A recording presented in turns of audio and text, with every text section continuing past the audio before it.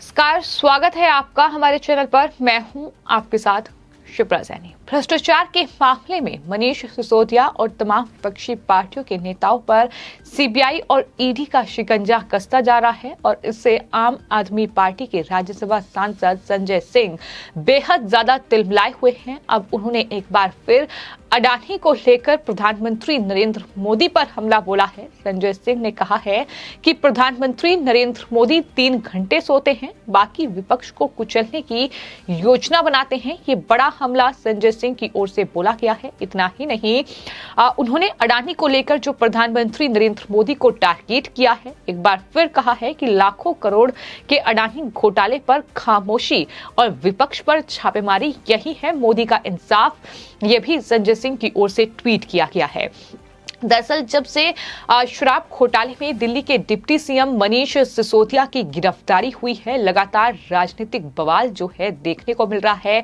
CBI और ED के action से आम आदमी पार्टी जो है वो तिलमिलाई हुई है। लगातार बौखलाहट जो है उनके बयानों में देखने को मिल रही है, क्योंकि सिसोदिया पर एक्शन हुआ है तो जाहिर तौर पर जो घोटाले के जो तार हैं वो कहीं ना कहीं आम आदमी पार्टी में बाकी नेताओं से भी जुड़े हो सकते हैं। तो कहीं ना कहीं एक्शन जो है वो अब सीबीआई का बाकी नेताओं पर भी हो सकता है। तो बौखलाहट साफ तौर पर दिखाई दे रही है और यही वजह है कि संजय सिंह, आम आदमी पार्टी के नेता, जो एक के बाद एक प्रेस कॉन्फ्रेंस कर रहे हैं। उन्होंने केंद्रीय जांच एजेंसी को लेटर लिख दिया है मिलने के लिए, लेकिन उन्हें वक्त नहीं दिया जा रहा है। और इन तमाम चीजों की बौखलाहट अब संजय सिंह के अगर ट्विटर हैंडल पर गौर किया जाए तो साफ तौर पर वहां देखने को मिलती है, जहां वो दिन भर में ना जाने कितने ट्वीट करते हैं और ज्यादातर ट्वीट जो हैं वो गौतम अडानी के मामले को लेकर प्रधानमंत्री नरेंद्र मोदी को टारगेट करते हुए ही किए जाते हैं।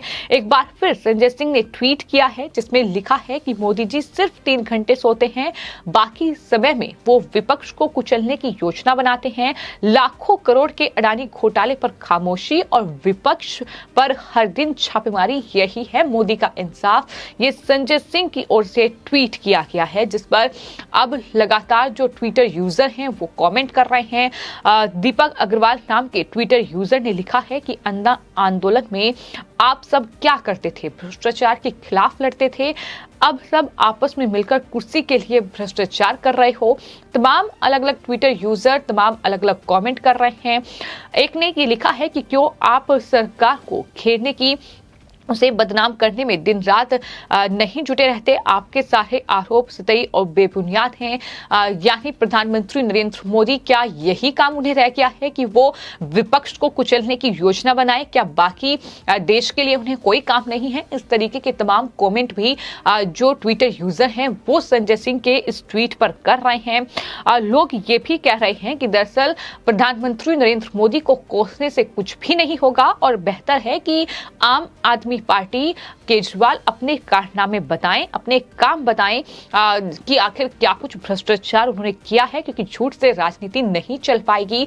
ये साफ तौर पर आम आदमी पार्टी पर लगातार लोग जो हैं सवाल उठा रहे हैं कि जिस पार्टी की बुनियाद ही भ्रष्टाचार को खत्म करने के एक आंदोलन से लिखी गई, लेकिन आज वो पार्टी किस तरीके से भ्रष्टाचार पे लिप्त है।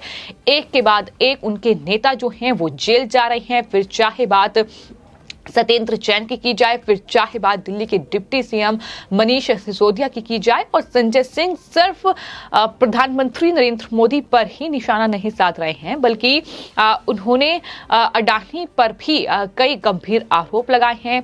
लगातार वो गौतम अडानी पर आरोप लगा रहे हैं, प्रेस कॉन्फ्रेंस कर रहे हैं और कह रहे हैं कि अडानी को 1 लाख करोड़ रुपए का कोयला प्रधानमंत्री नरेंद्र मोदी ने मुफ्त दे दिया। इसको लेकर बाकायदा वो एक के बाद एक प्रेस कॉन्फ्रेंस कर रहे हैं। इतना ही नहीं, हाल ही में एक ट्वीट किया गया, लिखा गया कि आखिर अडानी जी घोटाले पर मुलाकात का समय क्यों नहीं दे रही है ईडी, सीबीआई, सीवीसी? क्या मोदानी जी ने मना किया है? तो इस तरीके के ट्वीट लगातार संजय सिंह की ओर से किए जा रहे हैं, जो कि साफ तौर पर दिखाते हैं कि ये संजय सिंह की बौखलाहट ही है, ये आम आदमी पार्टी की बौखलाहट ही है, जो कि उनके ट्वीट में साफ तौर पर झलक रही है। और हाल ही में जिस तरीके से बिहार में आरजेडी प्रमुख लालू प्रसाद यादव, उनकी पत्नी राबड़ी देवी के आवास पर पटना में सीबीआई ने छापेमारी की है, नौकरी के बदले जमीन, ये पूरा मामला है जिसमें सीबीआई ने आरजेडी प्रमुख के घर पर रेड की है। उस रेड से भी आम आदमी पार्टी तिलमिलाई हुई है और केजरीवाल ने कहा है कि ये अपमान है। जबकि आपको ये बता दें कि आरजेडी प्रमुख लालू प्रसाद यादव चारा घोटाले से लेकर रेल मंत्री रहते हुए उन्होंने जो नौकरी के बदले लोगों से जमीन ली है, उस घोटाले में फंसे हुए हैं। कोर्ट में उनकी पेशी होनी है, यानी घोटाले साफ तौर पर सामने आए हैं। बावजूद इसके किस तरीके से कहीं न कहीं केंद्रीय जांच एजेंसियों के खिलाफ एकजुट होने की ये कोशिश आम आदमी पार्टी की हो रही है कि विपक्ष को भी एकजुट करके किसी तरीके से कहीं ना कहीं इस पूरे घोटाले से बाहर निकला जाए। लेकिन बीजेपी का ये साफ तौर पर कहना है कि अगर घोटाला किया है तो अब उसका हिसाब किताब देना होगा। अगर आम आदमी पार्टी या कोई भी विपक्षी दल जिस पर केंद्रीय जांच एजेंसियों की जांच चल रही है, अगर वो पाक साफ है तो जाहिर तौर पर उन्हें कोर्ट से भी जमानत मिल जाएगी और इस तरीके से वो तिलमिलाएंगे नहीं। लेकिन आम आदमी पार्टी की बौखलाहट लगातार देखने को मिल रही है। आपको ये बता दें कि राबड़ी देवी के आवास पर सीबीआई की टीम पहुंचने पर मुख्यमंत्री अरविंद केजरीवाल ने ही ये कहा कि ये अपमानजनक है जिस तरीके से सीबीआई की रेड राबड़ी देवी के घर पर हुई है। उन्होंने कहा कि ये गलत है, विपक्ष के लोगों पर छापे मारना सही नहीं है। ये ट्रेंड बन रहा है, जिन राज्यों में विपक्ष है वहां उन्हें काम नहीं करने दिया जाएगा। विपक्ष को ईडी, सीबीआई या राज्यपाल के जरिए परेशान किया जाता है। ये गंभीर आरोप केजरीवाल की ओर से लगाए गए हैं। आपको ये बता दें कि बिहार में जो ये पूरा घोटाला हुआ है, नौकरी के बदले लोगों से जमीन ली गई है, तब उन्हें रेलवे में नौकरी दी गई है।